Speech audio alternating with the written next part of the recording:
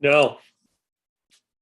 Okay, say the numbers when you do your motion. Say the numbers. Okay. Yeah. 197203 through 197273. Okay. I think we got to memorialize that when we do make the motion. Okay. All right. Thank you.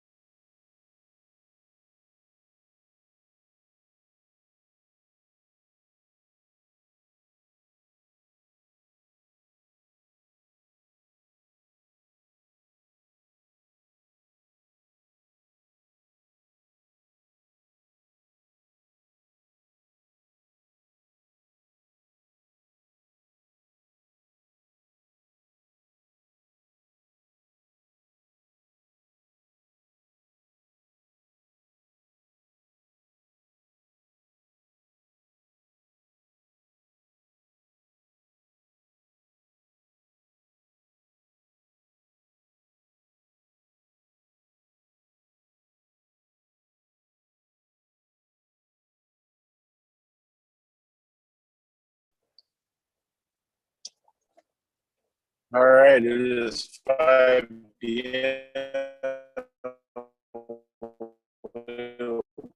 Call the Fire District 5.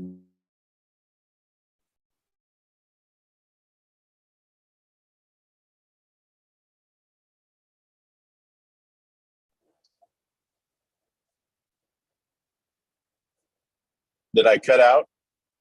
You did. Okay. Did you guys hear anything I said or? No.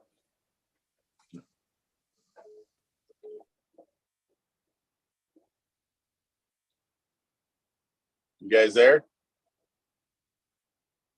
We can hear you now. Yeah, we can hear you now. Okay. All right. We will call the May 24th Fire District 5 Gig Harbor Fire Commissioner meeting to order. Can I have a motion to approve the agenda? So move. Second. It's been moved and seconded. Roll call vote, please. Commissioner Incy, Yes. Commissioner Sudich, Yes. Commissioner Nelson, Yes. Commissioner Urbina, Yes. Chairman Wilsey. Yes.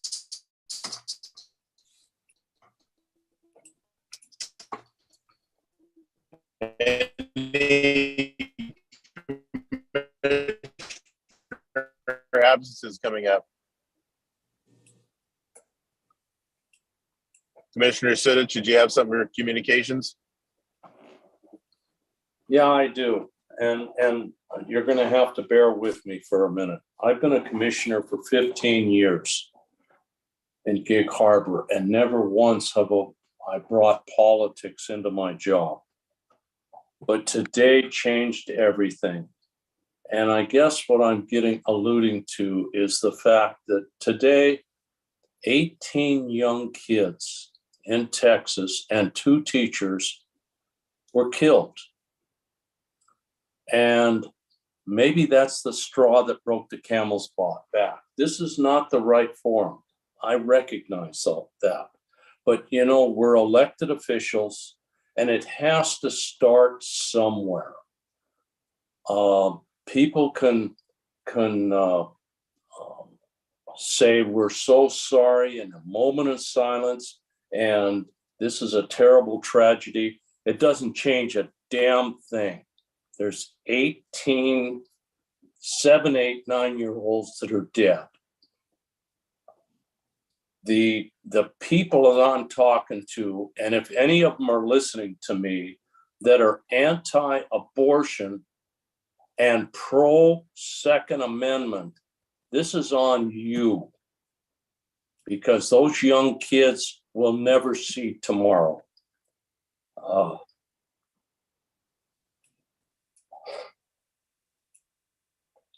Chairman, I apologize. That's all I have to say.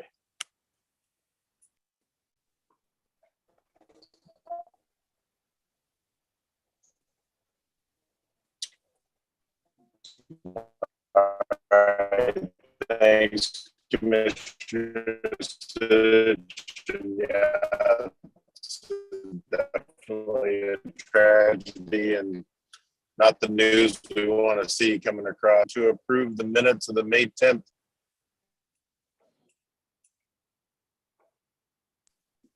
So move. I'll second. All right, it's been moved and seconded to approve the May 10th minutes. Roll call vote, please.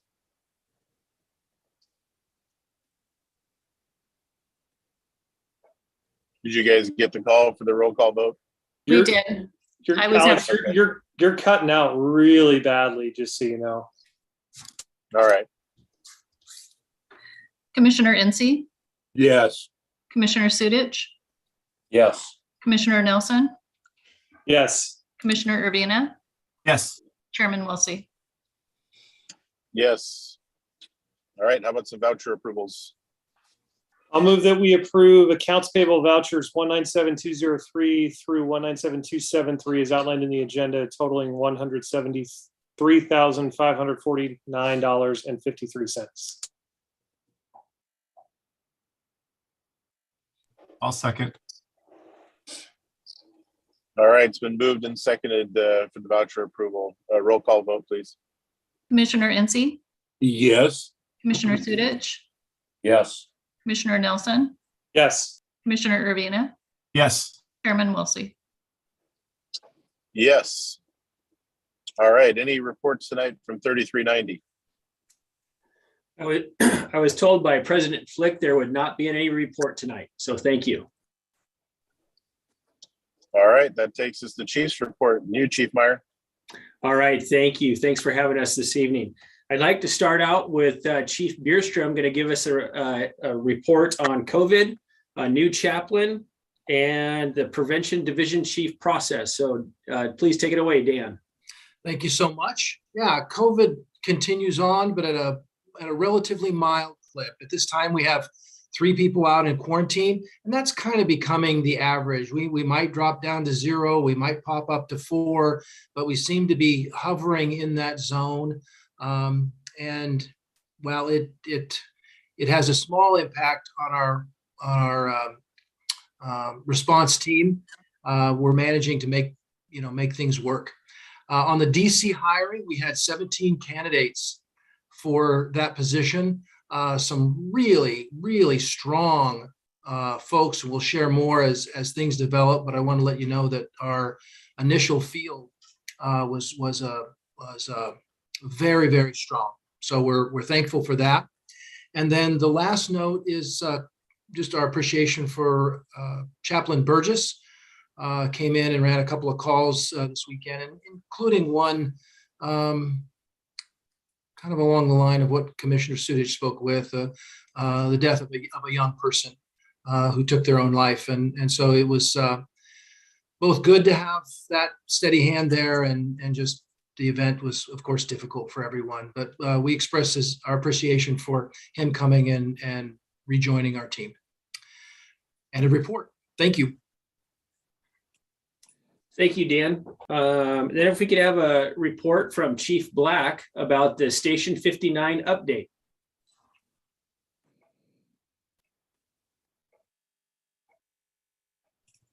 We can't hear you, Jason. There we go. There we go. Can you hear me now? All right, thanks you guys. Yes, thank you. So 59 is coming along really well. The maintenance that we have had scheduled for that, we're excited to be getting done. We've completely repainted the interior of the station, including the app bay.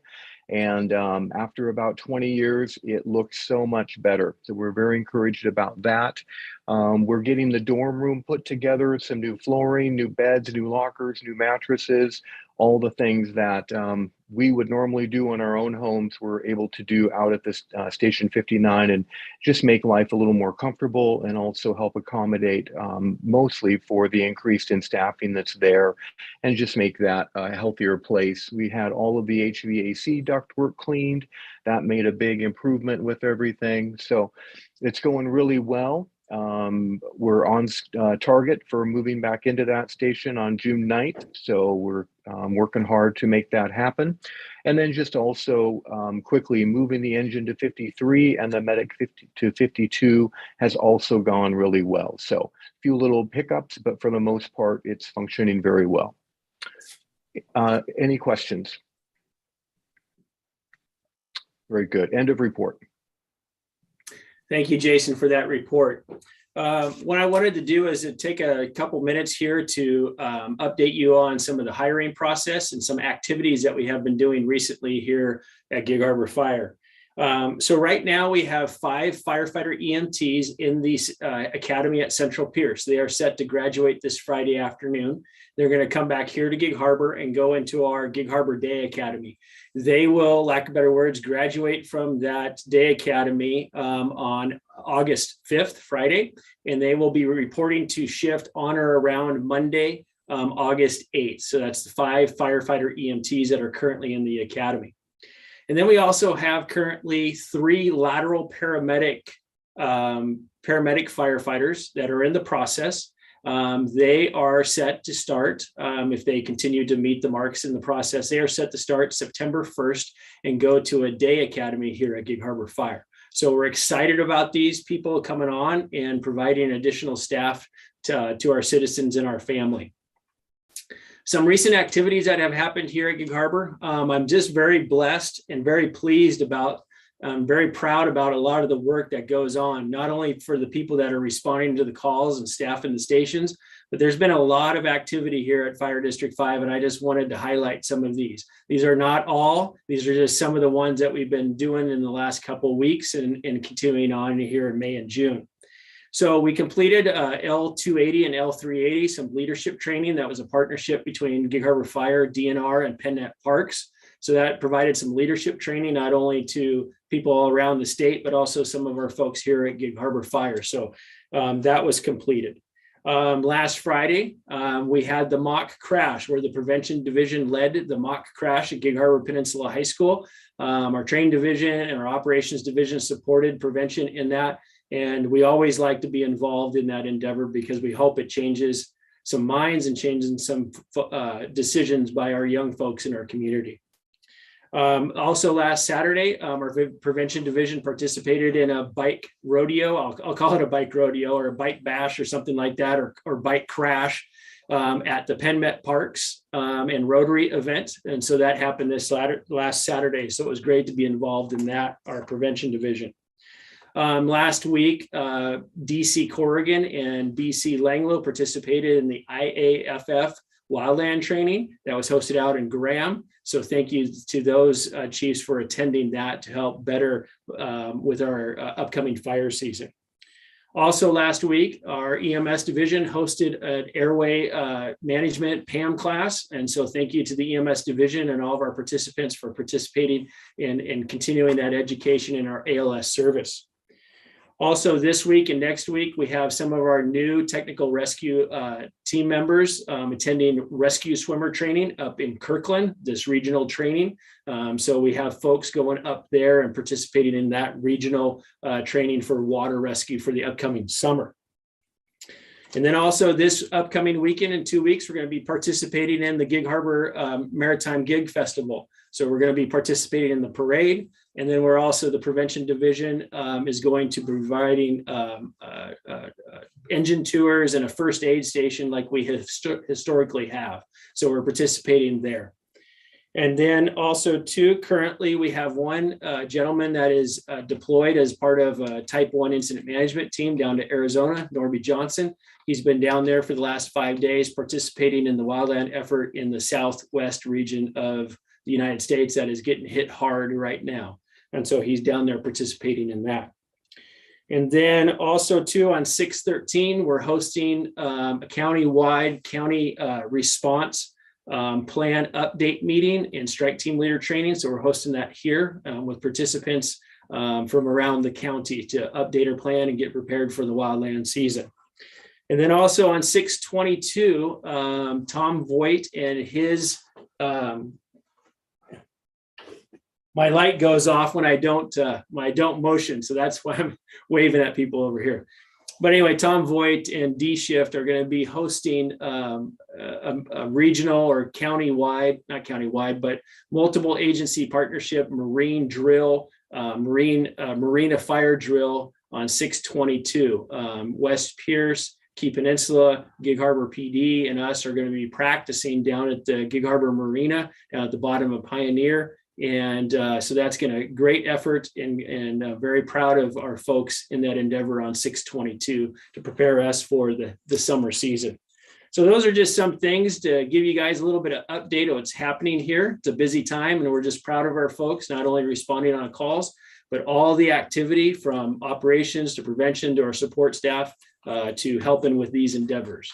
So that's the end of the Chief's report tonight, unless there's any questions.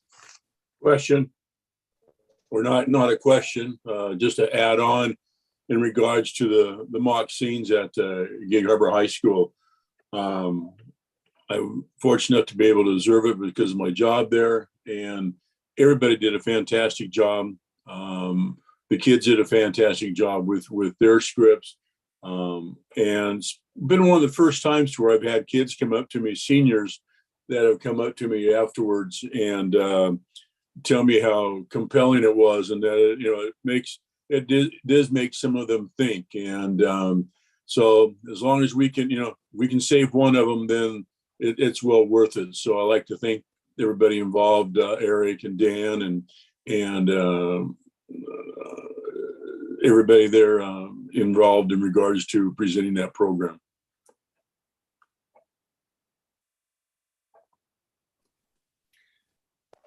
Thank you, Commissioner Yancey. End of report for the Chief's report. All right. I don't think we have any standing committee reports unless anybody had something I'm not aware of. All right. That takes us to the financial report.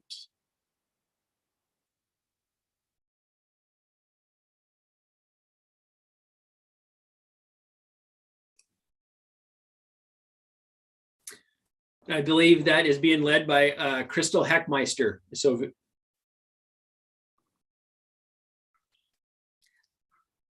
She'll be here shortly. I just promoted her to panelist.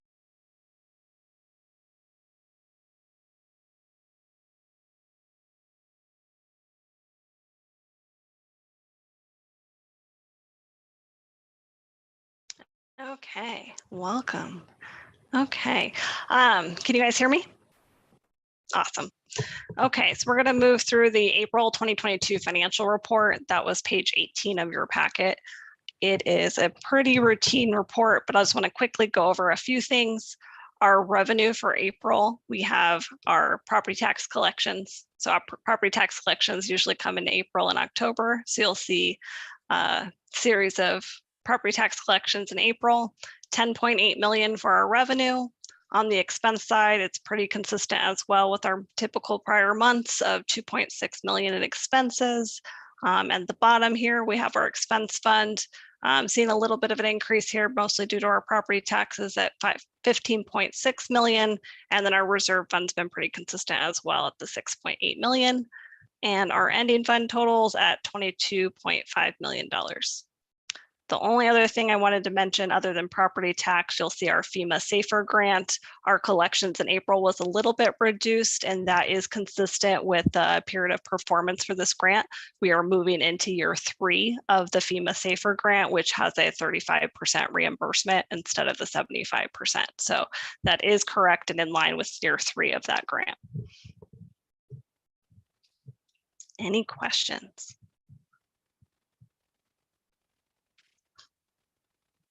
Okay, well, that will end the financial report. All right, thank you, Crystal. I don't have anything tonight for chairman's report. Does anybody have anything for old business?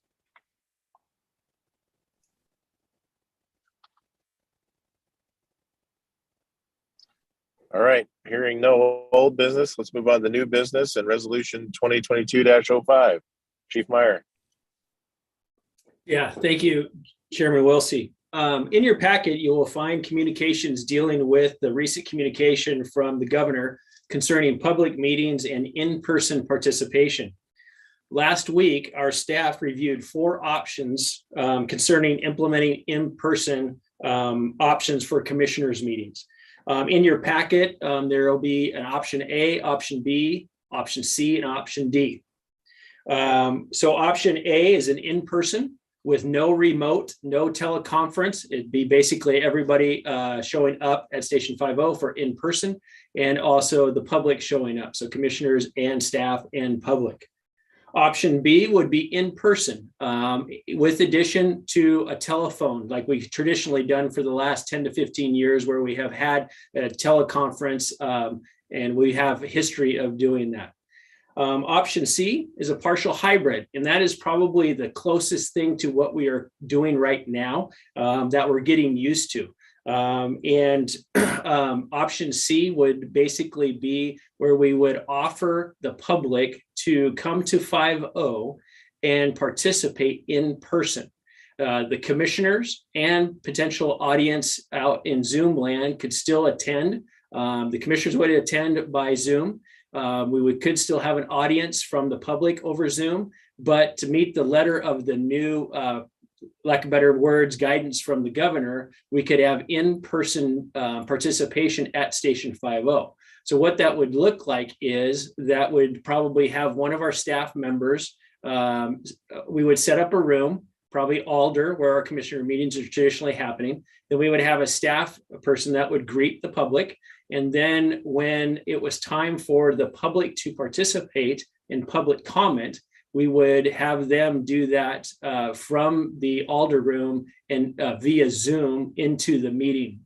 So this option C is probably the most consistent with what we're doing right now. The participation as far as what the commissioners are doing would stay the same. This would also benefit us in a couple different categories. This would benefit us not only to adjust to what the governor has asked us to do, but then this would also allow us to continue to participate via social media in YouTube and also in Zoom and get our message out to the broader masses. So that's the benefit of staying with option C, is the continuation and the consistency, but then also trying to get our message out during this time. Option D is a full hybrid option. And currently that is, we are working on upgrading our technology to get to this hybrid. And I'm going to have Chief Black come on here in a second and give us an update about when we believe we can implement that and get that ball, give us a status of where we're at with the hybrid. So with the reviewing the 4 different options, the staff reviewed the 4 different options, and we have a recommendation to go with option C, which would be what basically, like I said, what we're the closest thing to what we're doing right now, and also maximize the public input and doing what we're maximizing the involvement with social media, YouTube and Zoom and different things like that. So what I would like to do is open it up for discussion with the commissioners. We will have to take action tonight concerning the resolution to get it into effect for our next commissioners meeting on June 14th. So what I'd like to do is open it up for discussion with the commissioners. And then if you guys have any questions for Chief Black, to give us an update on the hybrid model that eventually it is coming and we're going in that direction, but we're just not ready for it now. And so I will stop talking and turn it over to you guys, commissioners. Question for either Jason or Todd, one or the other. My assumption is with option C, if a member of the public wanted to participate via Zoom and not come to 5.0, it would just be as it is now. They could continue to participate via Zoom. This is just opening the building in case someone maybe doesn't have access to Zoom or doesn't have the technological capacity to do that. And then they could, speak to the board at 5.0 as opposed to over Zoom, on their phone, their house, whatever. Yeah, that is correct, Commissioner. And also one of the other things I'd like to add, we vetted this option past legal, past our counsel, and they said that this option would be meet the letter of the governor's ask. And then what you discuss in option D, that's what Jason has previously presented to us about, the fact that it's going to take a while due to supply chain issues and all that to get the infrastructure built at 5.0 to really accommodate, I guess, the bandwidth required to do all this via video on option D. Fair to say? Yes, that is true. So we've got a great plan in place. We've all approved it, and we're waiting for parts to come in. We're waiting for the equipment to be delivered, and then to build out all of our alder, birch, and cedar rooms, and build out your commissioner area so that it is set up and so that it can be a little bit of both. Those that can come in and be present in the meeting, that infrastructure will work and be supported. We won't have feedback. We won't have echoing. We won't have all the different things as if we all get together in the same room and we all have and we're trying to do it all over Zoom together. It just doesn't function well that way. So we're definitely moving in this direction. I agree with Chief Meyer that I think option C is the best one because I think it, as he has said, it keeps us consistent with where I think we'll end up with what that looks like. Unfortunately, I am disappointed to say, without having nothing I can do about it, but I don't think we're going to be up and running until probably September or October. And that's probably a bit optimistic. The reality is I should probably say the end of the year when we have our system in place, tested, vetted, and ready for us to do that in a good and professional way. But we definitely can take option C, implement that starting very soon, and have that be no issues. I mean, my comment on the options would be, I think option C is the way to go. Not obviously because you've recommended it, but because it's essentially what we've been doing for the last 2 years. And we had that trial run with the capital facilities meeting where we were all in 5.0 and the technology just didn't really support it. And I think with the way things are right now, this is the best way to keep the public involved and accommodate everybody. So I don't know, are you looking for a specific motion with respect to the options? Yes, that would be appreciated. I guess I'll let anybody else comment before I make a motion, but I will have a motion unless somebody else makes it before me. Bryce, I agree with you. I think C's the way to go, and I think the staff is right on target with this.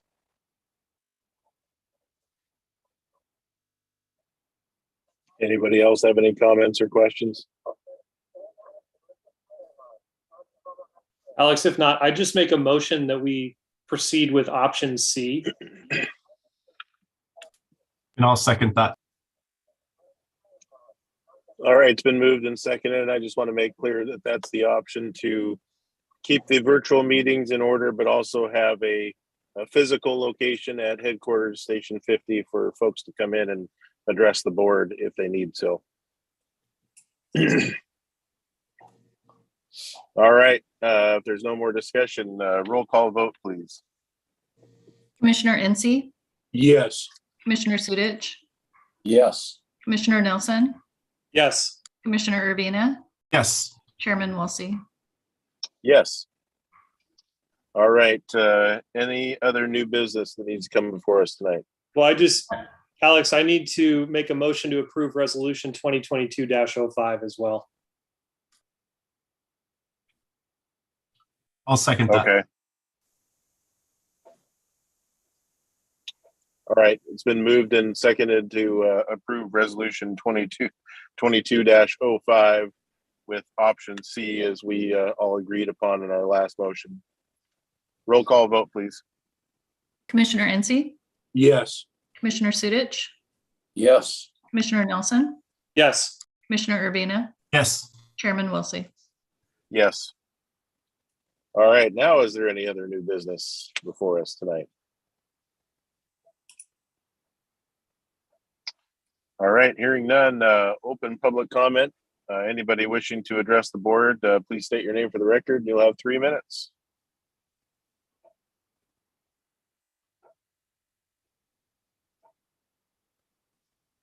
I'm on my phone, so I won't be able to see anybody's hands up or anything. So either Eric or Tanya, you'll have to help me out on that one. No hands raised yet. All right.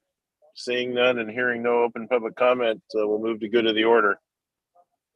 Anybody have anything for good of the order? Oh, I would share my appreciation for the support to come out to the State Fire Chiefs Conference. I was able to present on behalf of the State Fire Chiefs, along with chiefs from Spokane and Bothell, on diversity, equity, inclusion programs. And I appreciate the support of the board. It's been an honor to come out and meet with our peers and work on this important project. So thank you all. Thank you, Chief Bierstrom, for attending and representing us well over there. Appreciate it. And Alex, I just wanted to say, stop by 53 on Sunday just to see what it's like when it's staffed, and it's remains a nice facility. And my hope is that we can have people there in the relatively near term, full time. And they indicated, what the people I talked to that have been there said that they're getting a lot of positive feedback from the community out there, that there's people there. Nope, that is good stuff. And yeah, I know that's always been our wish and intent to get that as soon as we can here. So look forward to working on that. Any other good of the order tonight?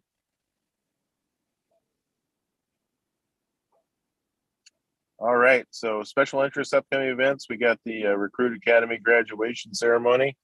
That's 5/27/22. It's this Friday. And then Memorial Day, remind everybody the following Monday, station headquarters will be closed. 5-0 will be closed that day. And then the Washington Fire Commissioners Spring Seminar Series in Chelan on June 4th. And then promotional ceremony and command staff and commissioner photos June 8th for everybody. So please, I think Tanya sent out invitations for that. Mark them on your calendars. Black polos for that picture, commissioners. So anybody have anything else for special interest or upcoming events?